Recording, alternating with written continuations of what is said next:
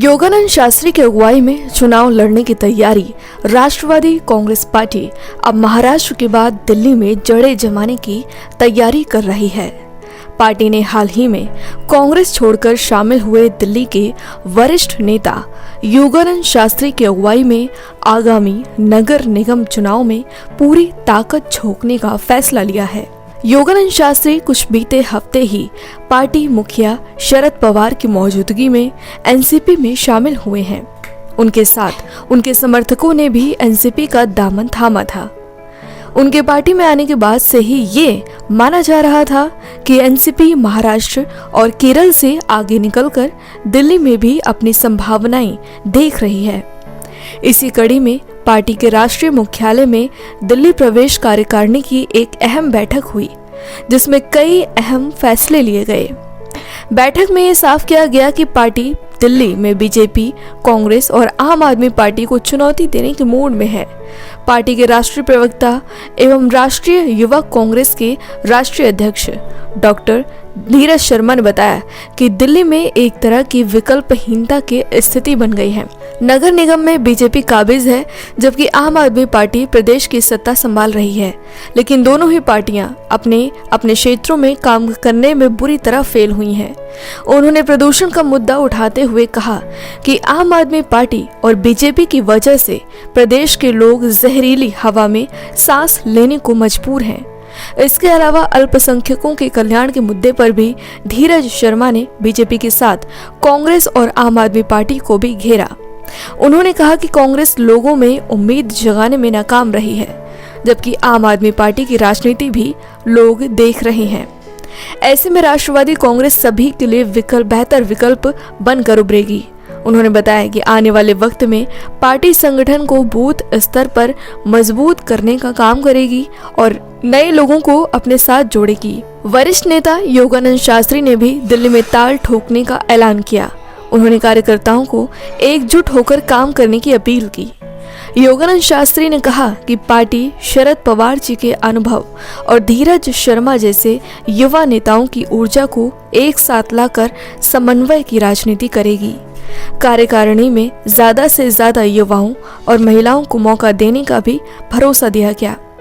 इस कार्यकारिणी में राष्ट्रवादी विद्यार्थी कांग्रेस की राष्ट्रीय अध्यक्षा सोनिया दोहन और दिल्ली प्रदेश के पदाधिकारी भी मौजूद रहे। सर, आज के प्रोग्राम के बारे में बताइए सबसे पहले। देखिए, आज राष्ट्रवादी कांग्रेस के यूथ विंग की मीटिंग थी। भाई धीरज शर्मा ने बहुत जल्दी में ये मीटिंग की है और हम धन्यवादी उनके कि उन्होंने शॉर्ट नोटिस के आधार पर ये किया। नौजवान जिधर चलता है देश उधर ही चलता है। पूरी दुनिया का इतिहास आप देख सकते हैं। राष्ट्रवादी कांग्रेस में हम यूथ कांग्रेस को बढ़ाने के लिए सबसे ज़्यादा प्रयास करेंगे, क्योंकि वही देश को आज़ाद रख सकेंगे। दुर्भाग्य ये है कि लोग ये कहते हैं कि मनमोहन सिंह जी तो मौनी थे, उन्होंने कुछ नहीं किया, लेकिन वास्तविकता ये है कि जब अमेरिका में 40 बड़े बैंक डूब गए थे, 2 लाख नौजवानों की नौकरी छूट गई थी, पूरा यूरोप मंदी की वजह से हाहाकार कर रहा था, उस समय डॉक्टर मनमोहन सिंह जी ने कमाल ये किया कि हिंदुस्तान में न तो कोई बैंक डूबा और न एक भी नौजवान की कोई नौकरी छूटी। और वो लोग ऐसा कहते हैं तो उन्हें शर्म आनी चाहिए। उस व्यक्ति ने देश को बचाया। आज उन्हीं के आदर्शों पर हम चल रहे हैं। कांग्रेस हो या राष्ट्रवादी कांग्रेस, सिद्धांत की दृष्टि से, नीति की दृष्टि से ज़्यादा अधिक कोई फर्क नहीं है। नेतृत्व का फर्क है। शरद पवार साहब वास्तव में राष्ट्रवादी हैं और इस समय सबको मिलाकर आगे चल कर के ऐसी तानाशाही जो देश को बर्बाद करने की ओर ले जा रही है, उसका मुकाबला करने की तैयारी है। और हमारा विश्वास है कि पवार साहब सब दलों को जोड़ कर के इकट्ठा करेंगे और ऐसे लोगों का सफलतापूर्वक मुकाबला करेंगे जो देश को राष्ट्रवादी कांग्रेस पार्टी का मकसद क्या है?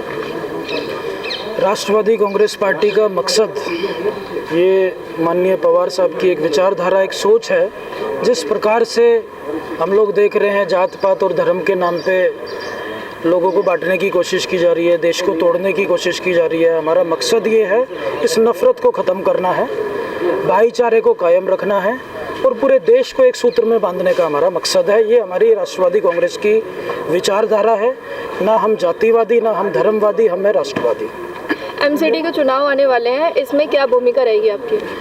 देखिए, आपने देखा है कि पूरे देश में हमेशा युवाओं की एक बड़ी भूमिका रही है राजनीति में, और आज इसी क्रम में हम लोगों ने राष्ट्रवादी युवक कांग्रेस ने अपने यहाँ पे प्रदेश कार्यकारिणी की बैठक करी है। हमने अपने सीनियर लीडर से आने वाले समय में उनसे गुजारिश की है कि कम से कम 50% युवाओं को मौका दिया जाना चाहिए।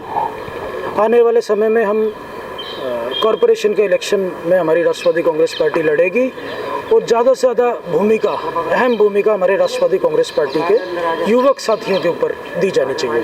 अभी सबसे बड़ा मुद्दा चल रहा है जो 3 बिल जो पीएम मोदी सरकार लेकर आई थी, उन्हें वापस लेने को बोला है पीएम मोदी ने, और आंदोलन अभी ख़त्म नहीं हो रहा है, उस पर आप क्या कहेंगे?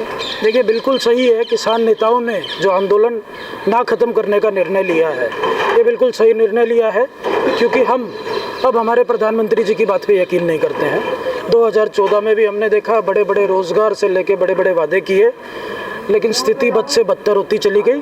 तो हम बिल्कुल सही हैं, जब तक ये कानूनी रूप से ये निरस्त नहीं होगा और एमएसपी के ऊपर कोई गारंटी, कोई ठोस कदम सरकार नहीं उठाएगी, तब तक हम इसको वापस नहीं समझेंगे।